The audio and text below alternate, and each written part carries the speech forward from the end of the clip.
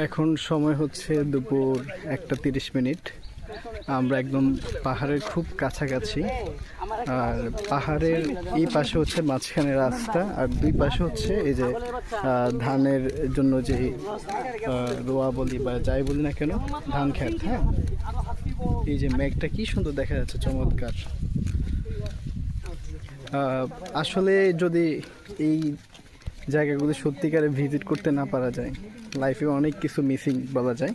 তো আমার মনে হচ্ছে আমার দেখা অন্যতম খুবই চমৎকার একটা প্লেস এই সিলেটের এই জায়গাটি। এটা হচ্ছে সিলেটের কোম্পানিগঞ্জে। ভাই, আমাদের এই জায়গাটার নাম কি?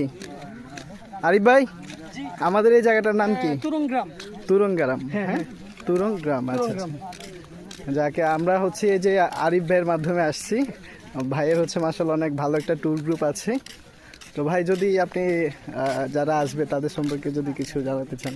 আপনারা সবাই সিলেটে আসবেন। সিলেটের নতুন পর্যটন স্পট হচ্ছে আপনার উৎমাছড়া, তুরংছড়া, তুরংগ্রাম, তারপর হচ্ছে বিছানা কেন্দ্রিত আছে আগে থেকেই।